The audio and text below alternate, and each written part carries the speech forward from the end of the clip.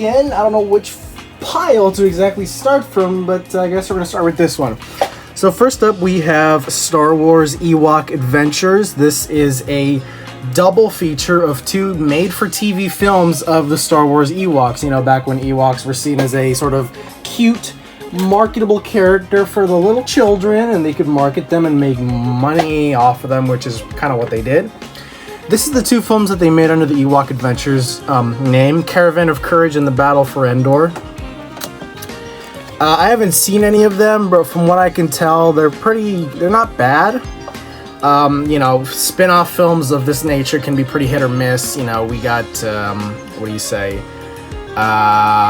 know, a lot of people didn't like some of the Star Wars spin-off films and some of the spin-off shows, like Skeleton Crew, Ahsoka, even though I haven't seen any of those, but I've heard many mixed feelings about those, and a majority of those mixed feelings are not very good.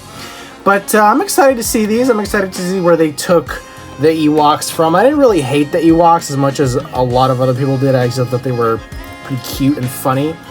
But, you know, they each their own, you know. We have the 4K of The Thing. 4K Ultra HD. I did an unboxing of this. You guys can go see it. There's the front. There's the spine. There's the back. Pretty good transfer, actually. I did pop it into a player and take a look at it, and it is really good. You can see right there. Next up, we have a whole heaping of VHS tapes. Let's start with the biggest one. Can't barely fit it into the frame. We have Star Wars Episode 1, The Phantom Menace, with the widescreen video collector's edition. As you can see, this includes a 35mm reel shot of the film. This one seems to be when when Qui-Gon is speaking to the guy on Naboo, which I don't remember who it was. We have an art book, The Art of Star Wars Episode 1, The Phantom Menace. Basically exactly what it sounds like. It's an art book that shows you concept art and such from the Phantom Menace, from the characters to the scenery to the you know, the what do they call the ships and the, you know, things and all that. And here's the actual tape, widescreen, Phantom Menace. I think the only this pretty much was the only way to get a widescreen version of the Phantom Menace on VHS at the time. I don't think they ever did that again where they released it separately, or maybe they did, I don't know. Next up, we have a standard VHS of the Phantom Menace, aka the one that was available in stores, and you could just go in and buy it as is. Then we have a VHS of Attack of the Clones, the last major Star Wars film to be released on VHS. They never released Revenge of the Sith, which always bothered me. And then we have Episode 1. Let me actually move the camera back because I think it's way too close. Star Wars, as it was called back in 1977, or as it is known now as The New Hope. This was the CBS Fox VHS that was part of the trilogy set. Now we have The Empire Strikes Back. Always loved the cover for The Empire Strikes Back. It just looks so cold and desolate and hopeless, you know, because, you know, A New Hope was about a new hope, and The Empire Strikes Back is essentially about sort of losing that hope they had. And then Return of the Jedi. This is also a pretty good cover. The Empire is brought to its knees. Then we have the special edition VHS of The Empire Strikes Back. And the thing about this and the Laserdisc version of this too is that it is the only way where you can hear the awful special edition edit known as Luke screaming and falling, which is this.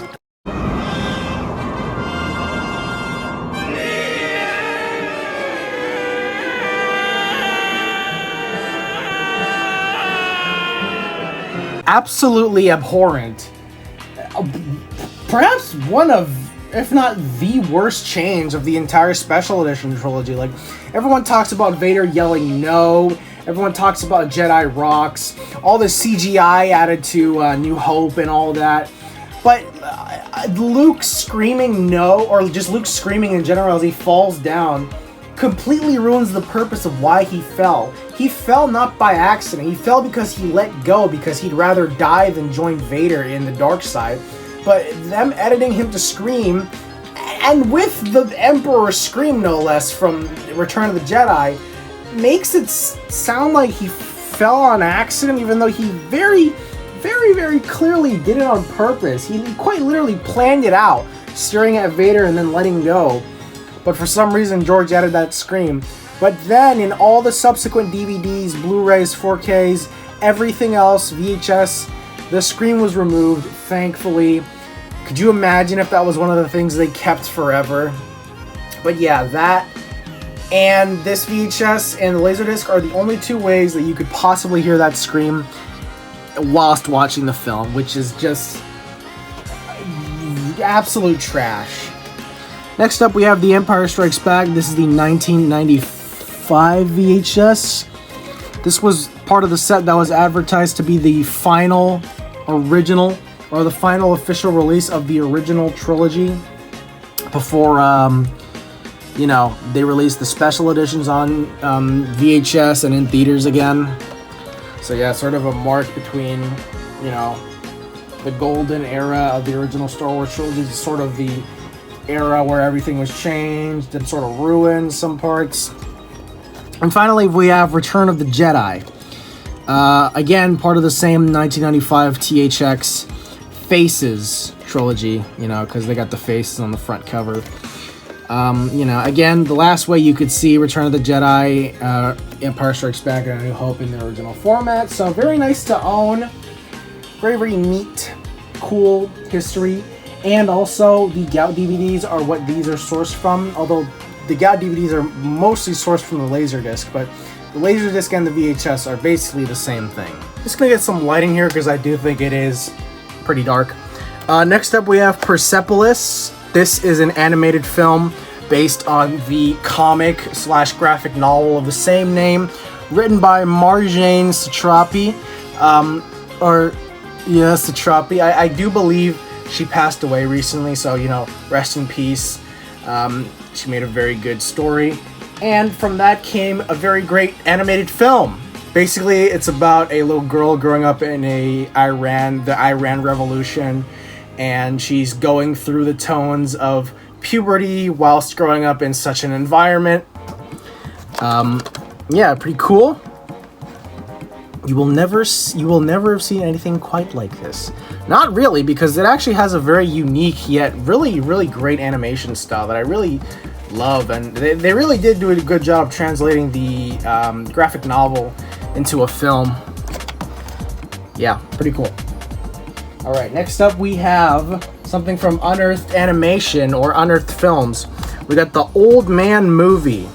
Basically, this is a film about that old man right there on the cover, and his three grandchildren come to visit him during the summer, and he has this prized cow that he milks like hell every single day to provide milk to the villagers. And one day, the children let the cow loose, and it runs off. And the thing about this cow is that, or cows in this universe, is that if their udders have not been milked for over 24 hours, they will explode, thus causing a milk apocalypse, or a milk-apocalypse, as it says there. It's an Estonian film. I did see it. I thought it was funny. Thought it was pretty good, actually. It is stop motion too, so if you love stop motion, you're gonna get a good kick out of that. I guess I should show the discs for these things just so you guys can get a full view of the product. Really good film. Pretty good, actually. Not incredible, but it's a fun, mindless comedy, if you will. Next up, we have Primate. This is the film about an evil-ass monkey running around a house, killing its owners and friends. 90% sure it's based on that phone call of the woman who got ripped apart by her friend's chimpanzee. Really, really messed up story if you know it. Did a whole unboxing of it too. It's got a slip cover. There's the disc, but it does have a digital code, which I still haven't redeemed yet. My fault, but there's the disc. Gotta redeem that code because that is mine, because I bought this, alright? Okay. Next up, we have the biggest movie of this year, probably. Obsession. Most people have seen it by now. If you haven't, it's about a guy named Bear who buys a one-wish willow, which is a little thing that you can break and you make one wish, and so he wishes for his crush to love him. But of course, this comes with a monkey's paw, and, you know, he gets a lot more than just love from her, I'll tell you that. Really, really good, actually. Really unnerved me, really, and it's not really often that a new horror film sort of unsettles me the way Obsession did. I thought it was really good at presenting an atmosphere of realistic horror and drama. You know, there's a disc. Very good. I love it. I really did like this. If you haven't seen it, you should watch it. Next up, we have The Terminator on 4K Ultra HD. What can I say? It is the classic 1984 film with Arnold Schwarzenegger, The Terminator, in 4K. It does look better than the Blu-ray, I'll tell you that. And it really is a nice treat to finally see one of the Terminator films get a great, one of the classic two Terminator films to get a great 4K, especially considering the Terminator 2 4K was botched so badly.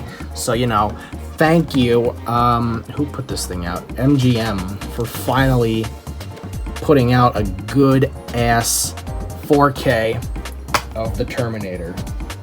I loved it. I thought it looked great. And the sound, too. I think it also has the option, yes, it has the original mono track, aka the original mono theatrical track, which was a big thing that a lot of fans wanted in a newer release, and some people kept their old DVDs for the mono. And yeah, next up we have Akira, the anime movie in 4K Ultra HD. Did another unboxing on this. Incredibly influential animated film and anime. I haven't actually popped it into the 4K into the TV yet to see how it looks, but I'm guessing it looks good. But I don't know because I haven't done that yet. It does come with a Blu-ray too. In case you don't have a 4K player yet, you get the Blu-ray until you get a 4K player, so that'll hold you over. There's the 4K disc, there's the Blu-ray. Very nice. Next up we have Frankenhooker. Frank Henenlotter's Frankenhooker. This is the horror comedy film about a guy whose girlfriend gets killed in a gruesome, brutal accident. So he takes parts of her and parts of dead hookers and sews it all together into one Frankenstein girl monster of his girlfriend.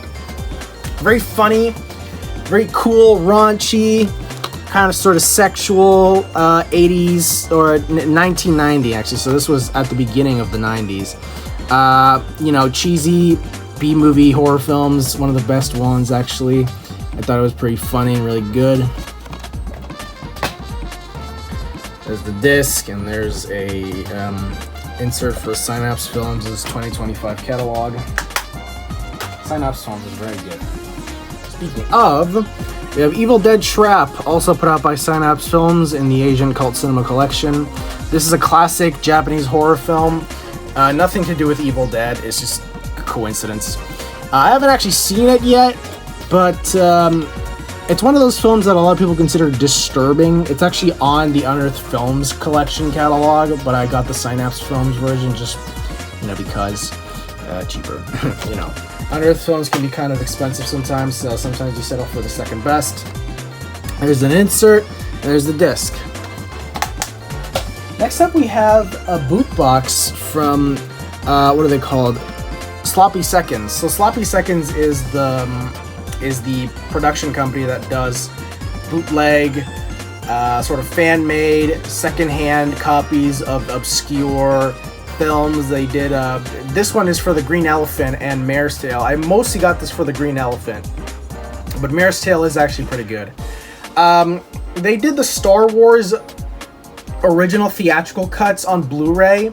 They released Guinea Pig, the 6-film collection on Blu-ray.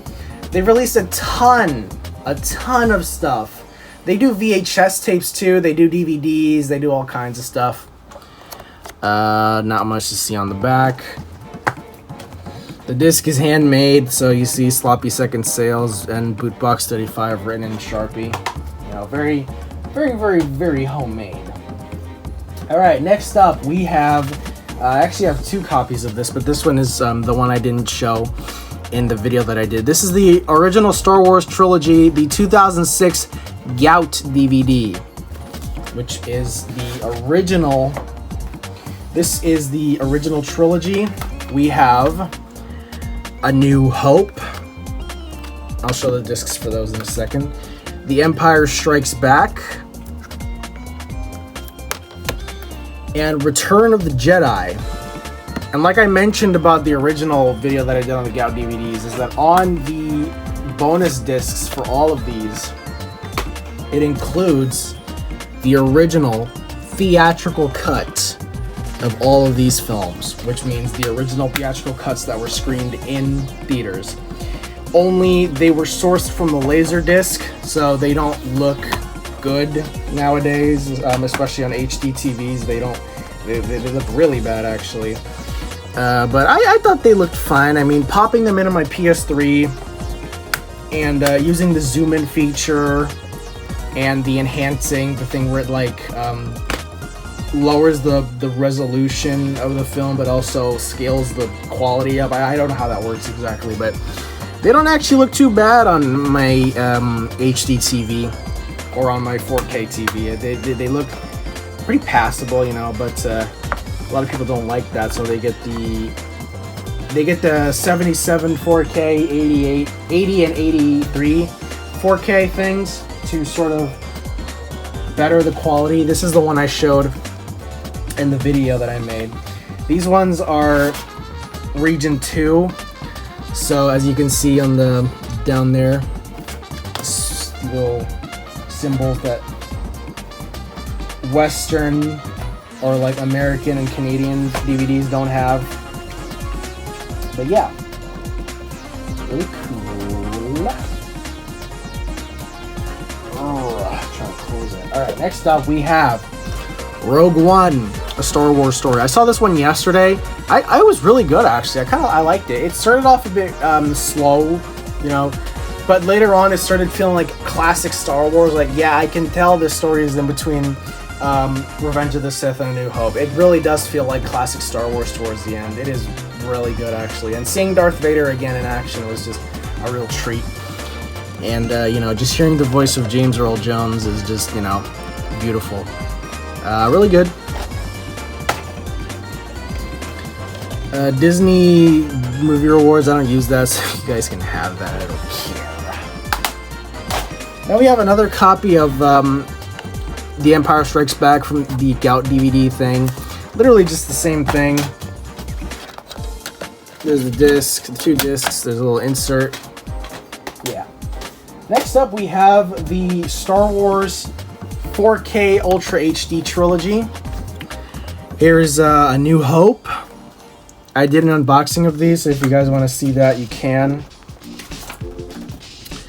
There's the 4K disc and the Blu-ray disc, and underneath the 4K disc is the bonus disc. Again, if you want to see what that looks like, go and check the video, because it does take a while to do that, and I kind of want to get through these in a orderly fashion. We got The Empire Strikes Back. There's the back. We have the bonus disc and the 4K disc, and the actual Blu-ray is right here in a separate little paper case because it didn't fit on top of the bonus disc like it does on the other ones, because this is a different case that I swapped out, and even then the original case didn't have enough room to include the Blu-ray on it, so it was just sort of hanging out, and I don't like that, so I had to make that change. Then we have the Return of the Jedi 4K. And we open it up, and the There's the bonus disc and the 4K, and the Blu-ray is underneath the 4K. They look really good on 4K, all these films. The colors have been corrected a lot. The original Blu-ray had a sort of weird bluish tint to it, especially it's more noticeable in The Empire Strikes Back, but all that's been fixed here, really. And then we have, when I bought the 4Ks, the seller also had these standard Blu-rays, so literally just the same thing, but Blu-ray. And these Blu-rays are sourced from the 2011 Blu-ray, so even if it has a different cover on the disc, it's still the same thing. So, yeah. Next up, we have the Star Wars prequel trilogy, The Phantom Menace, Attack of the Clones, and Revenge of the Sith. I also did an unboxing of this, so you guys can go check that out. This one actually has a slipcover. So there's the Phantom Menace, Attack of the Clones, and Revenge of the Sith. Alright. Moving on to the last pile, actually. This is a very interesting pile right here. More Star Wars stuff. Oh, yay. These are the Steelbooks, actually. These are the Steelbooks that they released in 2015 for the original 6 Star Wars films. So first up, we have The Phantom Menace. And on the back of these, it shows the original artwork, the original posters, theatrical posters. Opening it up, as you can see, it's literally the same disc as the trilogy Blu-ray that I just showed you guys, but just in a different packaging. And inside, when you take the disc out, you get a sort of big old screenshot from the film. Next up, we have Attack of the Clones. This one came a little bent. There's the original poster. And taking the disc out, there is the image inside with all the clones. Next up, we have Revenge of the Sith. Original poster. And we have the battle on Mustafar inside.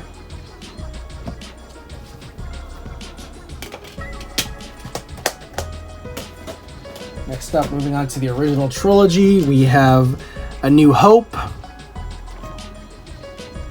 I really like these sort of face steelbooks that they did, these designs that they did with the faces. It reminds me of what they did with the 1994 VHS and Laserdisc, where they had the faces of Vader, Stormtrooper, and Yoda on them. I thought those were pretty cool. And we have The Empire Strikes Back. Speaking of,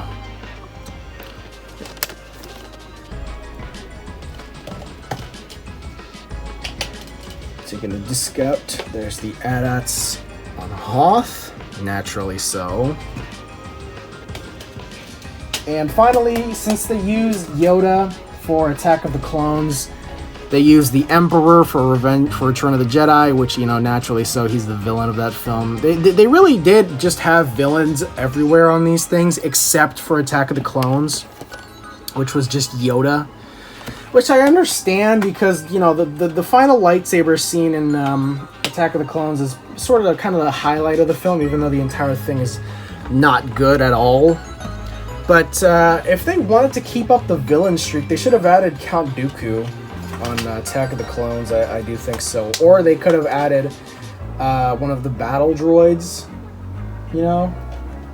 Because it would make more sense, you know, because it is like, if you're doing this villain streak and all of a sudden you include Yoda in there, you know, a little weird, but whatever. And we have Solo, A Star Wars Story. This is the Han Solo film on DVD. Bring it up, there it is. Basically just a story that takes place around the same time as Rogue One, I think. Then we have The Force Awakens Blu-ray.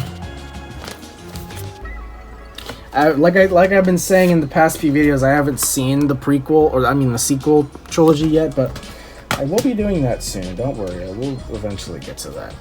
We got the Blu-ray. We have the Blu-ray bonus and the standard DVD. I remember this movie was huge when it came out. Everyone was talking about it, but somehow I still hadn't seen it. We got The Last Jedi. Did an unboxing of this, so you guys can check that out. Explore the power of the Force. There it is, Last Jedi, and there's the code. I don't know if you guys can use that, but if you can, go nuts. Finally, we have The Rise of Skywalker on 4K. Kind of a weird film to have on 4K, but it was, believe it or not, the cheapest way to get Rise of Skywalker. So, you know, whatever, man.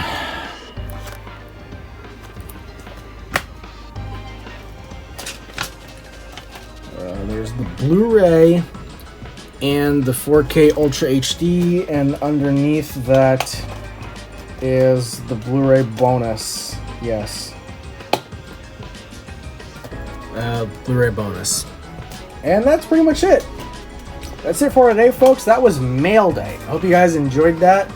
Sorry it took so long in between all of them, but I've been caught up. I got a new job, actually, so I've been doing that. I've been working like a dog to be able to fuel my addiction to physical media, but it's been all good fun. Glad you guys have stuck around. And yeah, that's pretty much it. Thank you guys so much for watching, and I'll see you guys in my next video. Bye-bye.